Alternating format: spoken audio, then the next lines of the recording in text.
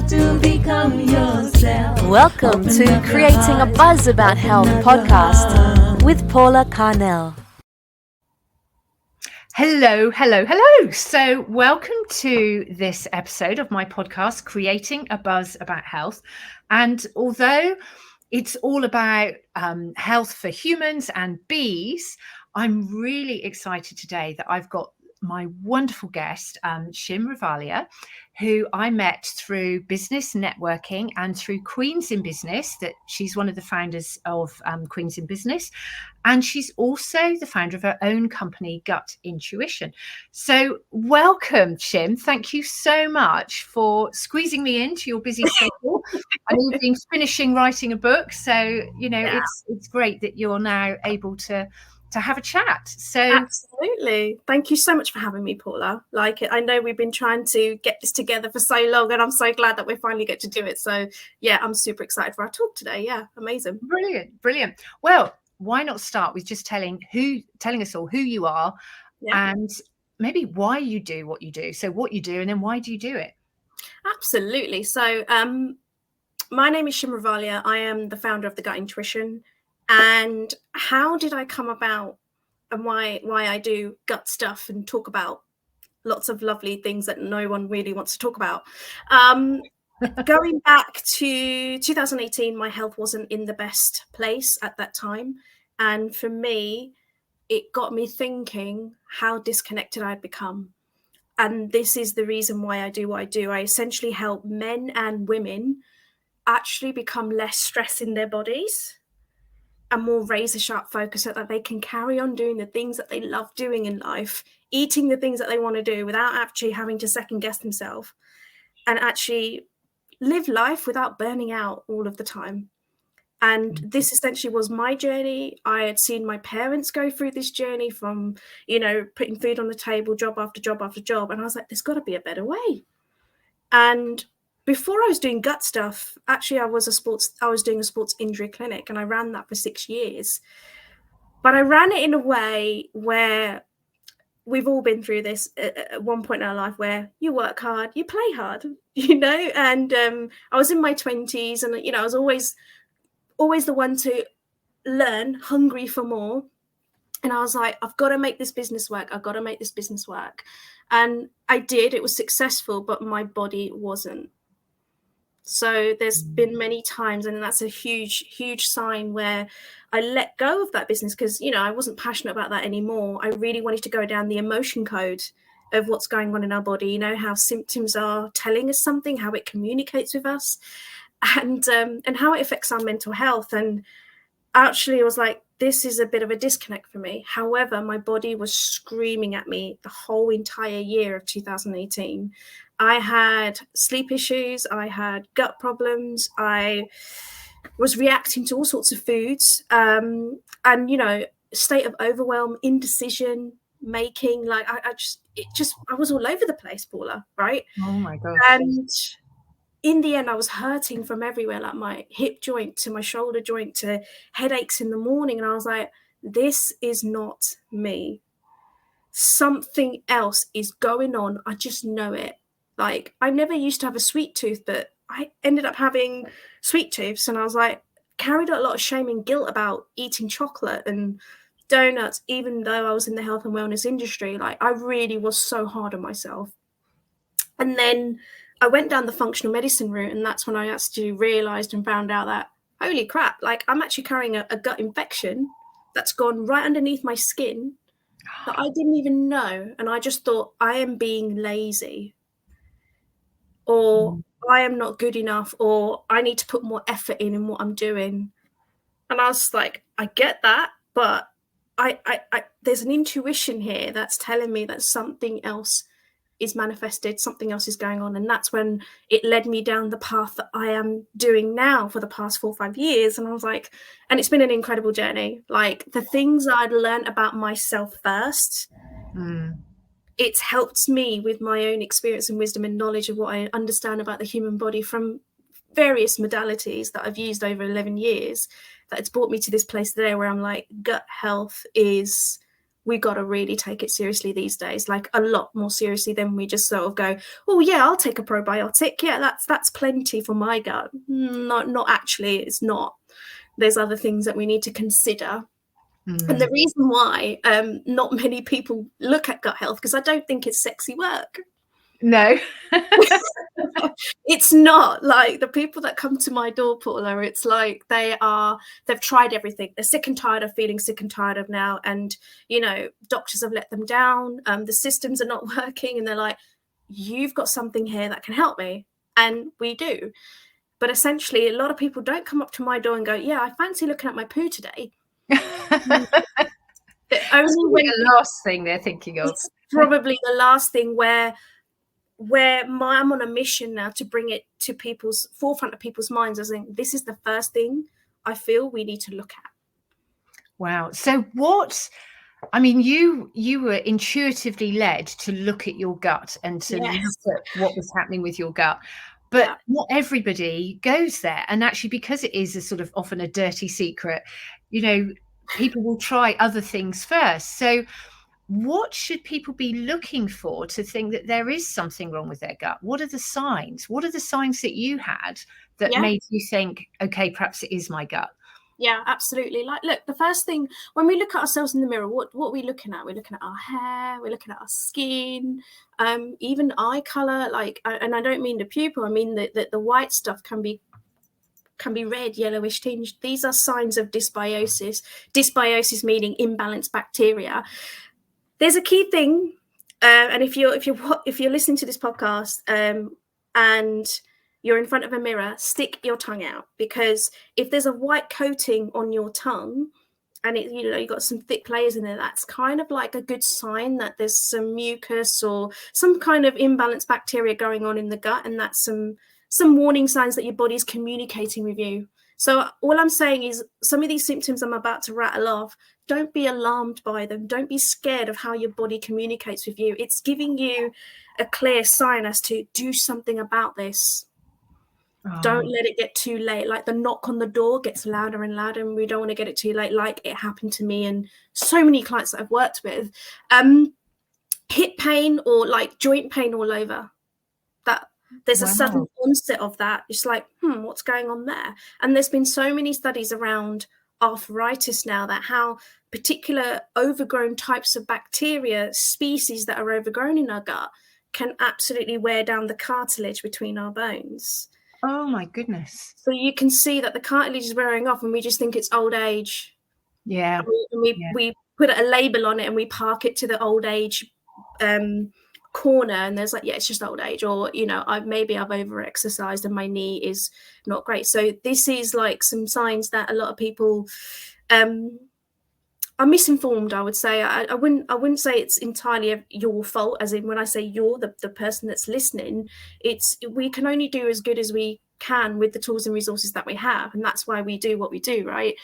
Other signs are like psoriasis, skin issues, eczema, also things like IBS, irritable bowel syndrome, to SIBO, which is small intestinal overgrowth of bacteria, which is short for that, and also parasites, infections. If you've ever been on holiday and you've been ill on holiday, or you've come back from holiday and you've not felt your best, you probably carried some friends home with you. And you probably need to get that checked out. Normally, if your immune system's pretty good and resilient, it should help clear it out. But most of the time, we're so stressed and we've got so much inflammation going on all of the time that it's a lovely home for these parasites and bacteria to multiply, because they need a home, they need to colonize, they need to multiply. So, but we also need the good bacteria to be able to do their job. So these are some of the clear-cut signs that are happening. Even weight gain out of nowhere. You're like, I am doing all the gym stuff as possible. I am eating clean. I'm barely eating. I'm like, I've got my calories. I'm tracking it. Why am I still not losing weight? Look at your gut, is what I would say. Wow. You've often talked about the gut-brain connection, which is more popular now, and it's not as woo as it used to be considered. So do you want to share a bit about what you've learned about gut brain, you know, and is there a connection between emotional and mental health and our gut? Yeah, absolutely. Like, I want you to imagine that between your brain and your gut is like a massive telephone pole, and they're just talking to each other, right? It doesn't matter whether you've had a bad day or a good day, they will just send signals as to what they're receiving from the environment that you're in. Okay. Wow. Now, whatever the bacteria you have, the good, the bad, the ugly, they are feeding those signals. They are sending those messages out to the brain. The brain receives that, and then the brain sends down signals back to the gut. Like, that's the most easiest, simplest way I can explain it.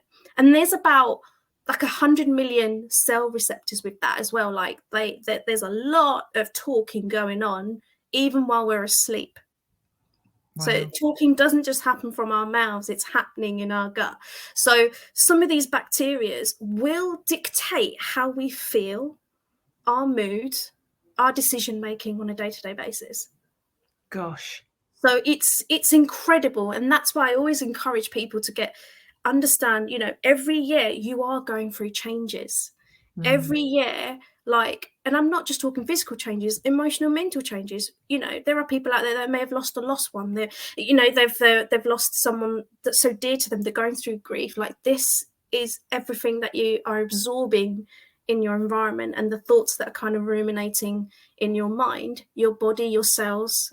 Well, there's intelligence, isn't there? There's gut intelligence, there's cell intelligence. They are talking all the time. And 90% of serotonin, which is your happy chemical, your happy neurotransmitter, is in the gut. Gosh. So when we do a lot of pre-screening with our clients and they've scored quite high in terms of lost motivation, feeling overwhelmed, and we look at their diet and we can kind of connect the dots together and go, okay, well, there's not enough food going in, or the food that you're eating is quite processed. And it's your tummy's not happy with that, which means serotonin levels get suppressed. So what do we need to actually feel happy? We go for more dopamine fixes, which is another sort of lovely neurotransmitter that we have. So becomes a bit of a yo-yo dance between serotonin and dopamine in my eyes. And dopamine, like, you know, quick fixes is a good dopamine kind of reward. I mean, in the health and wellness industry, everybody wants the 7-day diet pill or whatever it is, and you know, they want the magic right as soon as possible. Or we get takeout after takeout, or Netflix after Netflix, or you know, we just want a little bit of happiness, but it's so short term. So our dopamine levels just go higher and higher and higher. But the point is, we keep feeding it. So that reward system's like, oh, okay. Whereas you may have had a glass of wine to celebrate something, that becomes a regular thing because your dopamine reward system is constantly going, glass of wine. We associate a glass of wine with this. We associate chocolate with this. So it's really powerful when you look at it that way, that you're able to take a step back and zoom out and go, okay, I can see the pattern here. Yeah. So, you know, diet plays a huge part in our lifestyle. You know, the foods of how we're fueling our bodies and how we're feeding our brains every single day, from the moment we wake up to the moment we go to bed, is absolutely of importance. It's you know, like I think more and more people need to do that in order to zoom out and not just go into overconsumption mode. So yeah.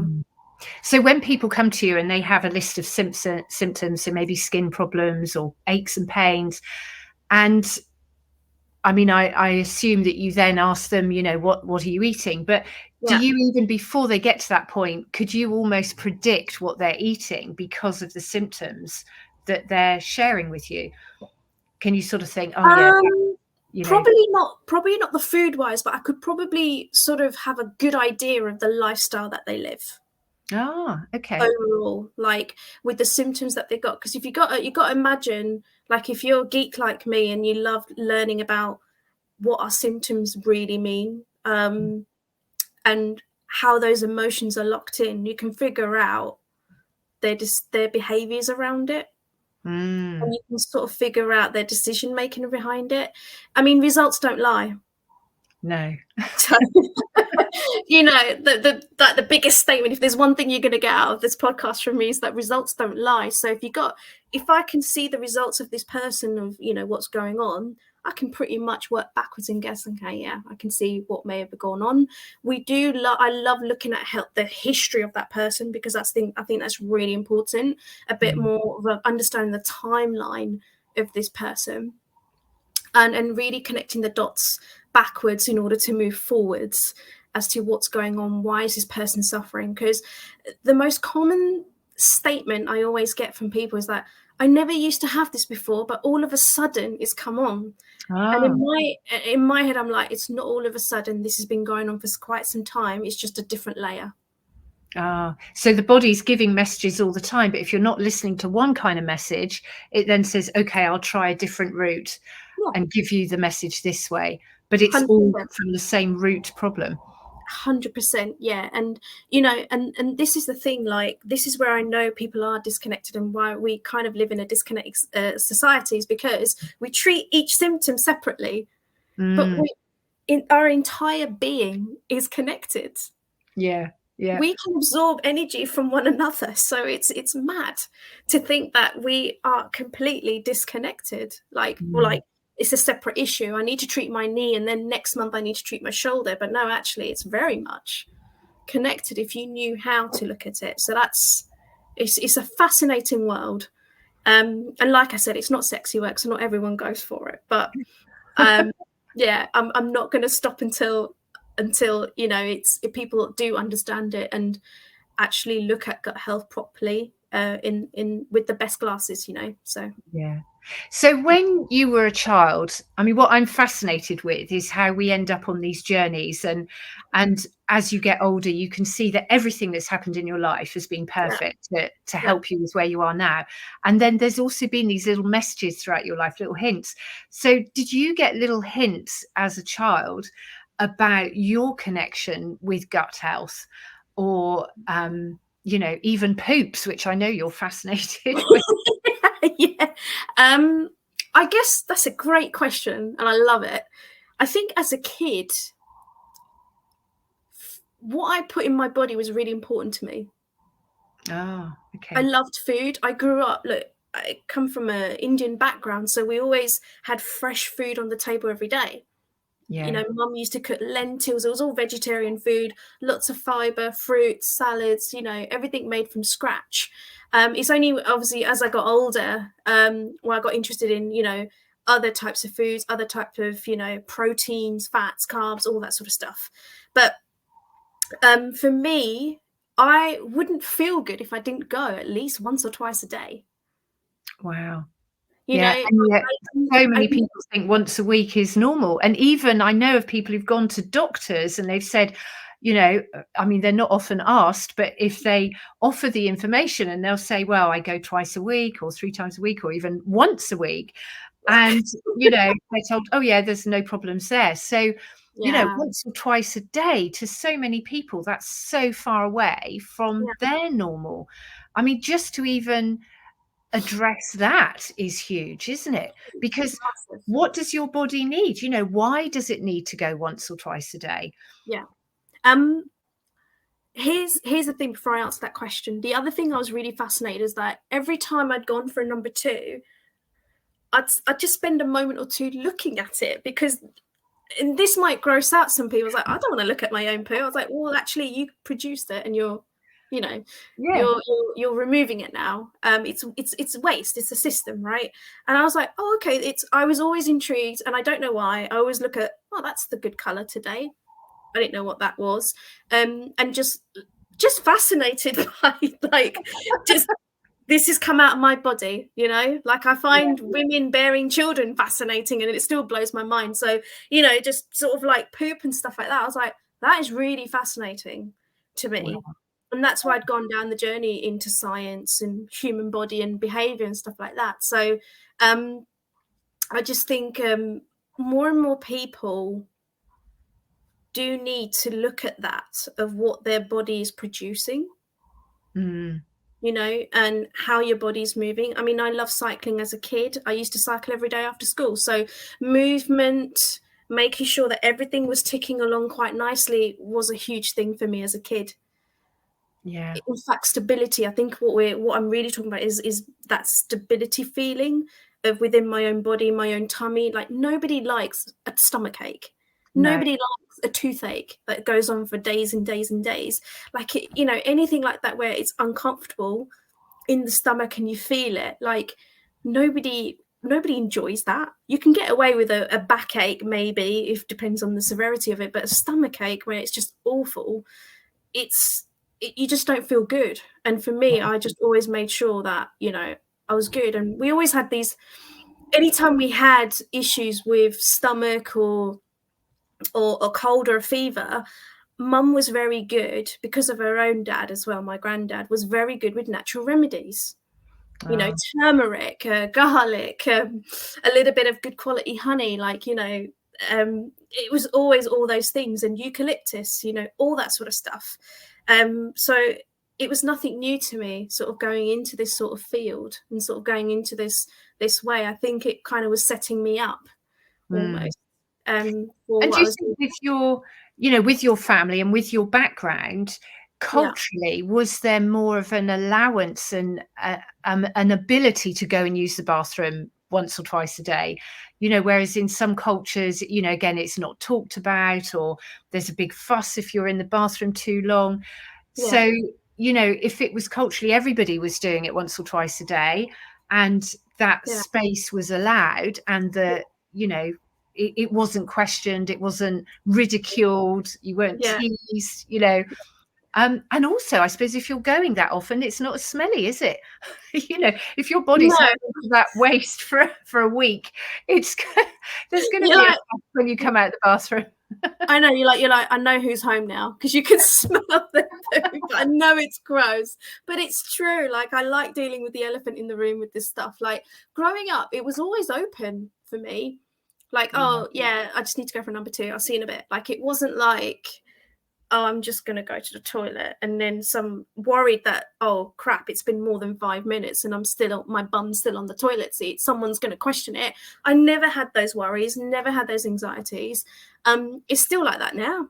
Like, even though everyone's, kind of moved on with their lives, which, it's so open. And I think the more I've gone into gut health, it's even more open to talk about this stuff. And my sister's got 3 kids now, so it's nice to talk to them about it. I was like, well, that's interesting, or they'll be curious to show you, go and show Auntie Shim, let me get my gloves and my mask first. So but it's I think the less shame and guilt and all this sort of stuff around it, the more open we are just having a conversation. Like, look, I want gut health eventually to be at the tip of everyone's conversations, everyone's mouths, as much as we talk about the weather. Yeah. Everyone's so keen to talk about how stressed they are, or it's just stress or weather, but let's talk about gut health.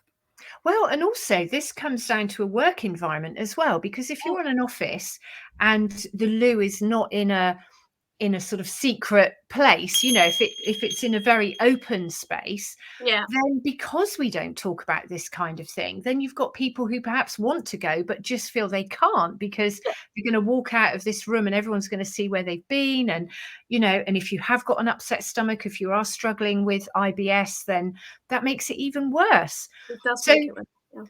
When your health was deteriorating, when you were thinking, when you were out of balance, was it your gut that made you think, now I need to go and get help, now I need to find out more? Do you know what it was? Halfway through that year, my father passed away. So that had a huge impact on me, obviously, when you lose a parent. But at the same time, intuitively, it made me question, what the hell am I doing with my life? It made me question, like, I don't want to live the way my dad lived, especially the last 10 years of just being bedridden, or hospital appointments and things like that. Or he worked 2-3 jobs for the rest of his life. He didn't even enjoy retirement. So I'm like, I don't want to go down that road. However, I want to understand what really makes me feel fulfilled. What lights me up? I was asking all these sorts of questions, but it went on for quite some time, almost good 6 months before I actually did anything about my health, because for me, I was kind of all over the place. You know, I was neither here or there. I had so much stuff going on in my head that all I could do was just take each day as it comes. And for me at that time, that was the best strategy. And it was until I remember, I think this was around towards the end of November that year, I was doing a Facebook Live, and I was planning on doing it like a bit of a longer live, and I had to cut it short within sort of less than 10 minutes because the burning sensation in my stomach got really bad. I said, okay, guys, I've got to go. See you later. Hope that was useful. See you soon. Ended it, and I cowered over my bed because I was in so much pain. And that's when I knew that I was like, this is too much. So I didn't take action when I couldn't sleep. I didn't take action when when I was not eating a lot of food because I was reacting to so many things. I didn't take action when I was putting on weight, thinking, yeah, that's normal and all this sort of stuff. Oh, I'll do it later. I took action when it was like literally burning. Like it's almost like the universe just grabbed my face and gone, listen to this. You've got to do something. So I guess my message there is that listen to the subtleties. Don't let it get too far. Yeah. Because it's a lot easier to fix, isn't it, when it's just a slight imbalance rather than a massive tipping the wrong way. Yeah. So I had to go through this journey for more than sort of 3 to 6 months to really sort of hit a reset within myself. And it all started with the gut, but then that's how the gut intuition was born. From that, I was like, oh my God, I instantly knew. I was so aware. It's amazing. The minute I started clearing out the infection, the clarity up here got just was, oh my God, razor sharp. I was like, oh, the mess is now my message. I've got to do this.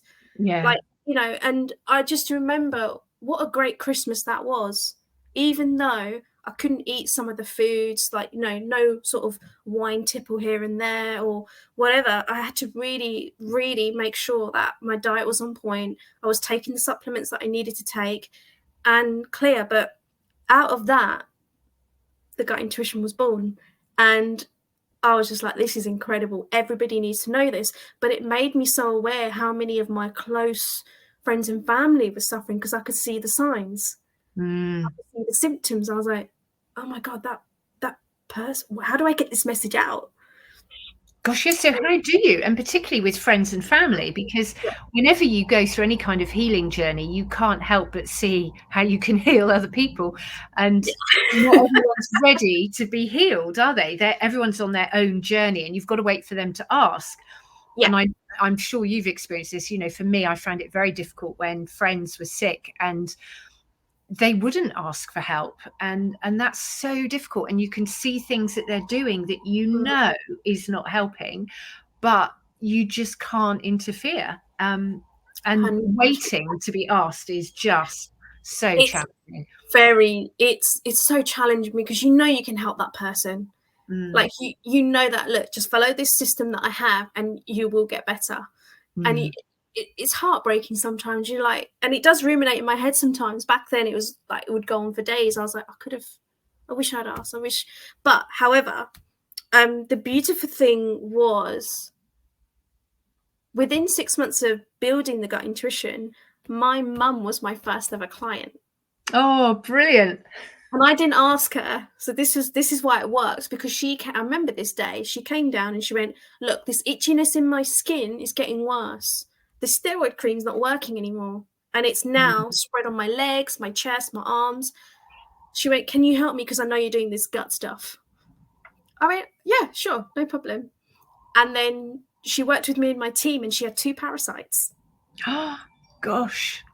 She had 2 parasites, and they were not that easy to get rid of. She had to really make some serious changes. Being a vegetarian, being Indian, you know, they love their food. We do love our food, but you know, there wasn't enough protein going in her body, and hydration. Also, she was grieving too because of the loss of my dad as well. Yeah. So, but do you know what? Hats off to her, because she came to me at a time where, you know, it had been a year and she was like, I've got to do this. And then we lost another close family member of ours. And then come August, September that year, 2019 that year, she was like, if I don't do this now, I won't do it. So I've got to do it. And she did it, and she did really well. We cleared the parasites, but it helped other people see, other family members see that what I do is, incredible, transformative stuff. It is life-saving, it's life-changing. But even that doesn't encourage people to come forward and go, hey, I want to talk to you. And I think in that aspect, you've got to respect that. And I think also you just got to keep doing what you're doing. And I think that's the best way I move forward every single day, is just keep doing things, amazing podcasts like this, keep speaking up about what I believe in, what I know that works, and just keep doing good stuff, keep producing great results.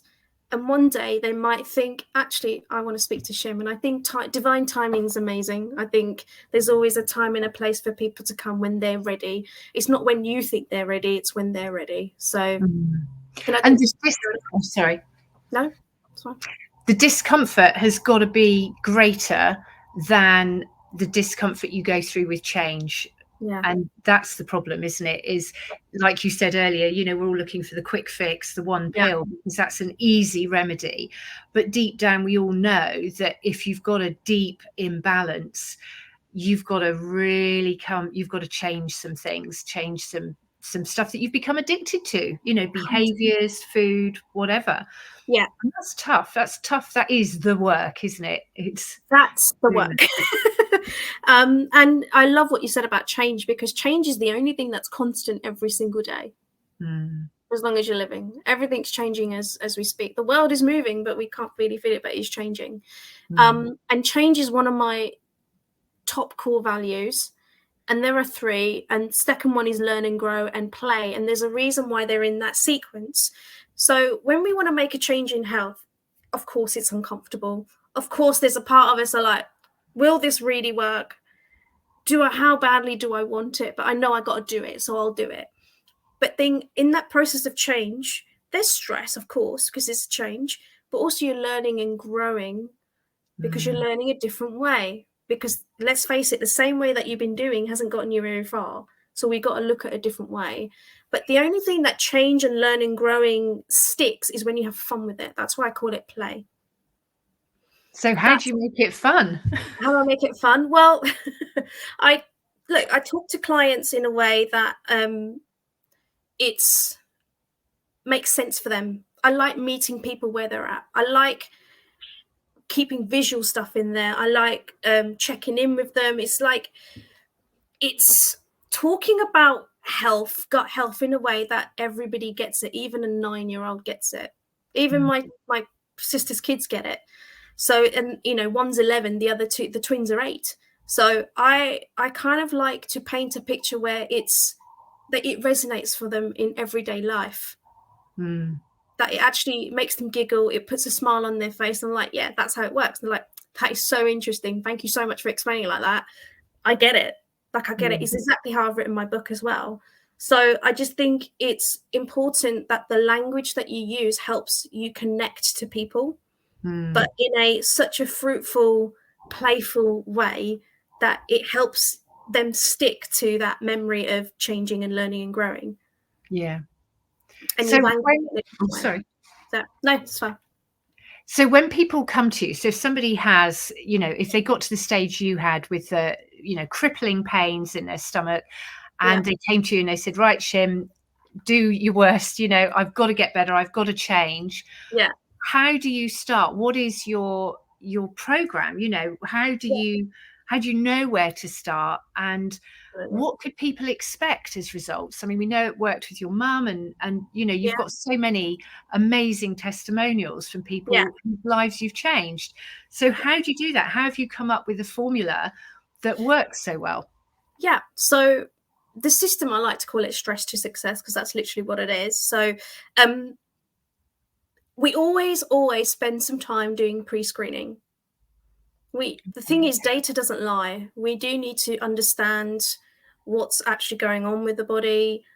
That's why we always do the pre-screening to understand what kind of test this person actually needs right now. It's not generic because gut health is personal. So every single person's my approach to them is personalized, but the system is the same.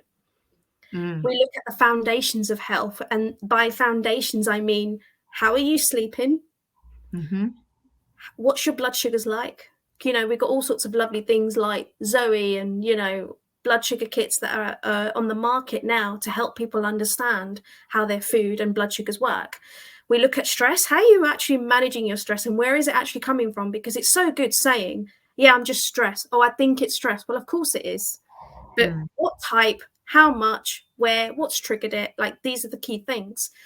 The fourth one is understanding how much water you're taking in. And I'm not just talking drink 8 glasses of water. I'm talking about how you are really hydrating affects how you feel, how your cells are essentially working.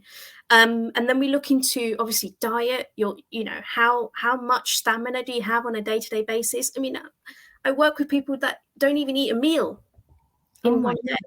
Do you see what I mean? Like, they're just literally running on cortisol, like on stress hormones, or they're just not running on anything whatsoever. And then we look at, looking at toxins. So we are surrounded by toxins all of the time, but how is it really affecting us? Is heavy metals affecting us? Is mold in our home affecting us? Are we in relationships that are toxic? That's affecting our health, and so forth. So you can imagine this pre-screening part is huge part of the journey, that we don't just jump into take the supplement and let's get you tested straight away and find out what's going on. Like, it's really important to understand the history of this person, because there's so many clues. And then we move on to testing. So this is my favorite part, because we get to geek out on lab tests and numbers and all sorts of different markers. Like, oh my God, right, now I know what we're working with. Like, I had to go for a gut test. Often we go take our clients through urine tests, hormone tests, mold toxicity tests, all sorts of different things, depending on what's going on with this person. It's not one generic test for everybody. Like, all of it is like bespoke to that person. And then the supplements that we bring in are to help repair and clear what's going on. The last phase is always maintenance, because once you've cleared out and repaired the gut over time, then we want to maintain that so that you can just go off and just live a happier life, and not to worry and feel this stress of eating and not eating. What do I do? And I think particularly around this time of the year, Christmas is coming round, and people are like, I don't know what to do. I don't want to know if I want to go to the office party. I might shit my pants. I don't know. Like, all sorts of things that are going on in their head, and it causes anxiety. It causes stress. So we're kind of going back into this loophole of, what do I do? What do I do? What do I do? So it just goes crazy. So generally speaking, that's the kind of journey we take everybody through. It's like, look, let's look at your history. Let's look at what needs clearing. Let's repair that. And then let's maintain what we need to maintain. And usually that's a 3 to 6 month process, depending on how complex the problem is. And the results, like, we've gotten lots of results. So people have come off high blood pressure medications, and the doctors have been like, oh my God, you don't need this anymore. What the hell have you been doing? It's like, wow, Secondly, like, people have been able to reduce their diabetes. 100% bloating has gone, so they don't look pregnant anymore. Wow. Weight loss as a nice thing. They haven't come to me for weight loss, but weight loss has happened. Hair has gotten stronger. Skin has been clearer. Regular bowel movement, so they don't feel uncomfortable in the jeans that they wear. They've saved money on their wardrobe. Do you see what I mean? Yeah. And they've come out of it stronger, so the immune system's a lot more robust and resilient, so that no matter what happens, you're able to handle it so much better than sort of going, oh my God, I'm bedridden now. Yeah. The fogginess in our brain has lifted off when people work with us. It's like, oh my God, yeah, much clearer. I understand. Like, at the end of the day, I want them to come away with, I know what actually works for me, and me only. No one else can tell me anything different. Because I want people to take control of their own health. Yes. Yeah. Absolutely. Yeah. So for me, it was just I went through this journey first, and then I created my own system around it and started to connect the dots for people. and left them feeling empowered. That's essentially what it is. Like, I know what works for me. Thank you very much. I can now maintain my health moving forward. And even 2-3 years down the line, I always check in with them. How is everything? Yeah, I'm still doing this. I'm now traveling, like without any issues, or I've stuck to what you said. And thank you so much, because had I not seen you 2 years ago, I wouldn't have known. Like I wouldn't be where I am today. And that's not, I'm not sort of saying, oh my God, I'm amazing. All I'm saying is that they took it because they were ready, and that system worked for them because that's what we were listening for. Yeah. At the very beginning of that journey. So yeah, incredible stuff. It is. And I just love seeing, how you change people's lives and how it, and it seems such a simple thing, doesn't it, gut? But we've all known we are what we eat, and what we're putting into our bodies, our body has to take the good bits out and get rid of the other bits. But, with my health journey, my body wasn't able to get rid of toxins. And, in the end, I'm poisoning myself from the inside out. And I know I'm not alone. It's not just that. Now, you mentioned with your mum, she was on some steroid cream. And I know a lot of people take antibiotics. And if you have all this bacteria in your gut, what is the impact of having antibiotics or taking steroid creams or whatever we put on our bodies? So many things that we think are safe, like shampoos and soaps and body washes, they are toxins as well, aren't they? They're all going into our body. So how does that impact our guts? Well, it will only go one way, which is down that way. Because look, if you don't know how healthy your gut is right now, I'd encourage you to just get a test done. Like a really good quality, comprehensive 3-day stool analysis test. If you do one day, it doesn't show you a lot, because if you had infections and parasites, they can be a bit quiet. They'll be a bit dormant. But if you do it over the course of 3 days, you'll find out more. Then you can take a good step forward and going, okay, this cream would be better for me, or this shampoo would be better for me, these supplements would be better for me, or maybe I can take a softer antibiotic, because they can be really aggressive. One course of over-the-counter antibiotics and medications can change your gut bacteria for 1 year. A whole year. Whole year, right? So it's like some of these, they have their place, but when it comes to everyday stuff, of maybe you got a headache or you're not feeling great, so you just pop a pill. I know somebody that just takes paracetamol every day just in case. Oh my goodness. And I'm not sure what this just in case is for, but this is the fear frequency of health, right? Like, we just take these just in case something happens, I'll be safe. But actually it's not true, because you're not realizing how that's impacting how your gut is talking to the brain and the brain's talking to the gut. Yeah.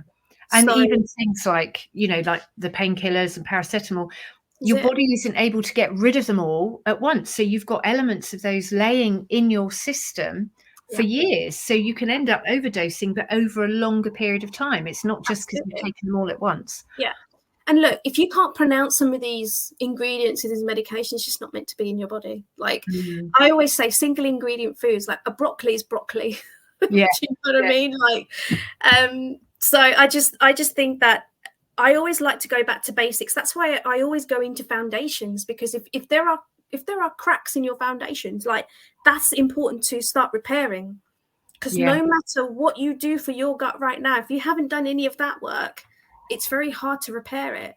Like, people think that without actually looking at repairing their sleep patterns, like some people got horrendous sleep patterns, but they've got horrendous gut problems. They think they sort out the gut first before looking at sleep. No, actually, they both are very well connected. So, all I'm saying is that do spend some time just zooming out and looking at your body as a whole, rather than going one bit of different symptoms that you're experiencing and going, I need to start on my knee today. Just truly tune into that. It's all connected.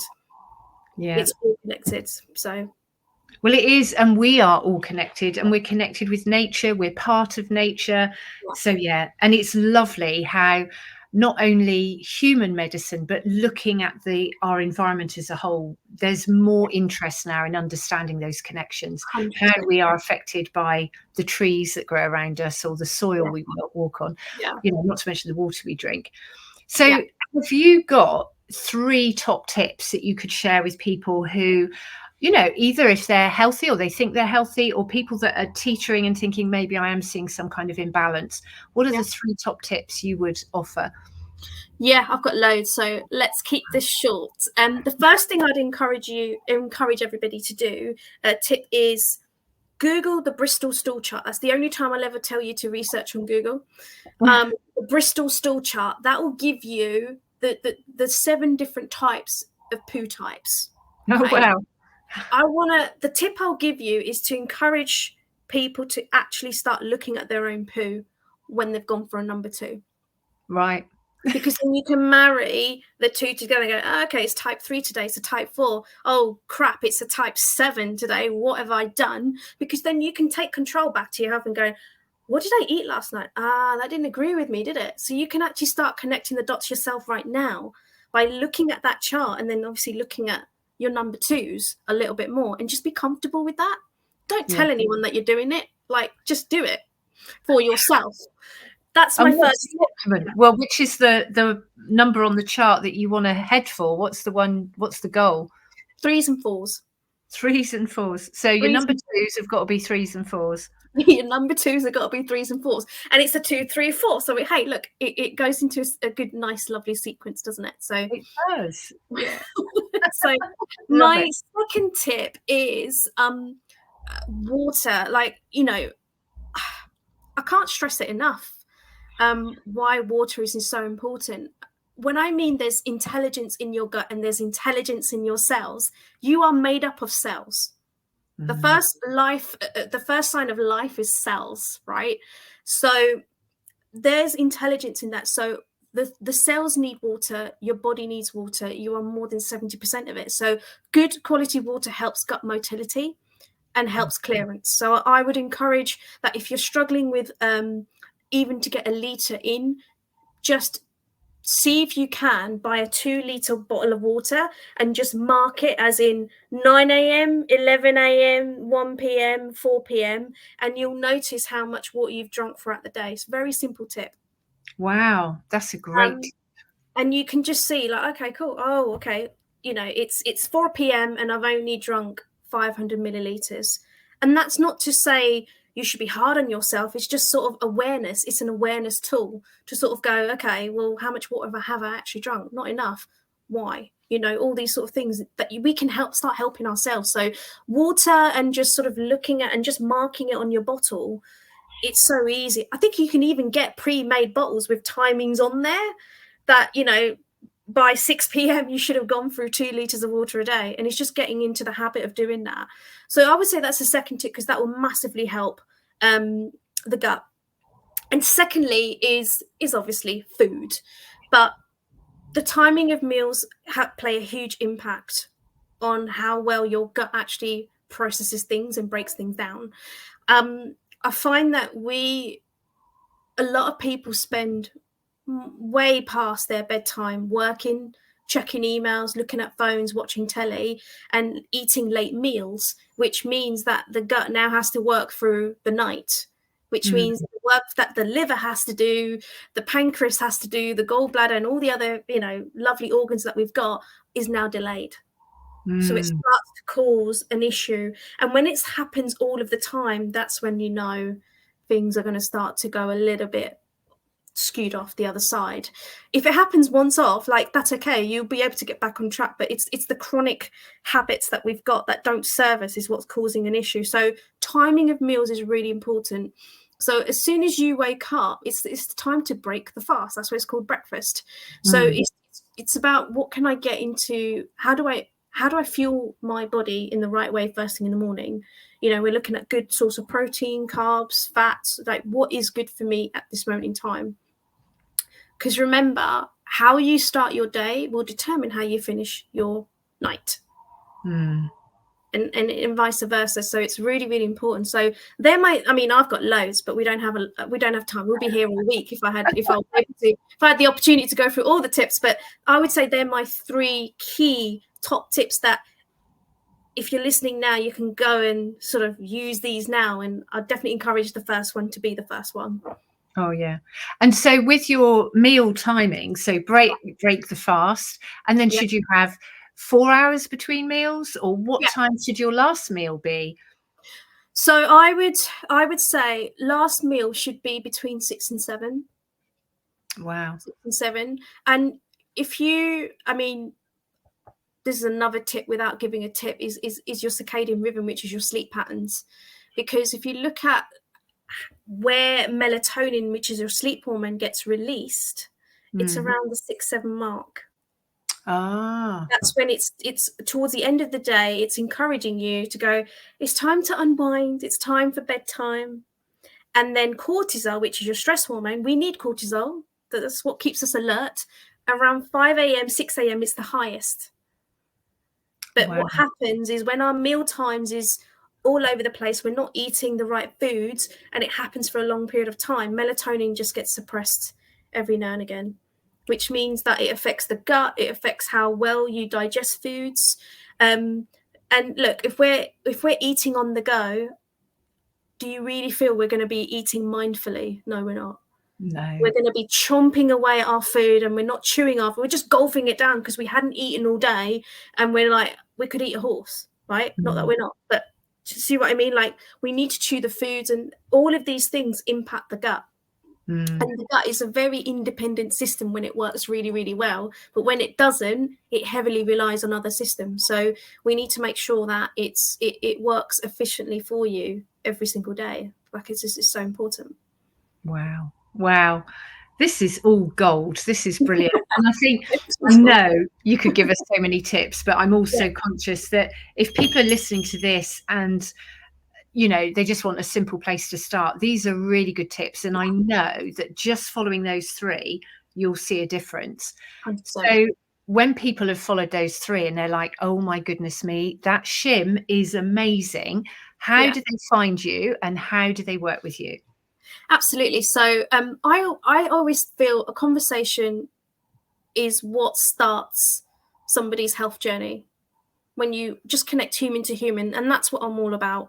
I always offer discovery calls. Let's have a chat about what's going on. Like, there's no strings attached. It's like understanding, okay, well, what's actually going on? Let's have a look. Because if you're not talking about it, how could you possibly know what could be possibly going, and who can help you, and what direction you need to go?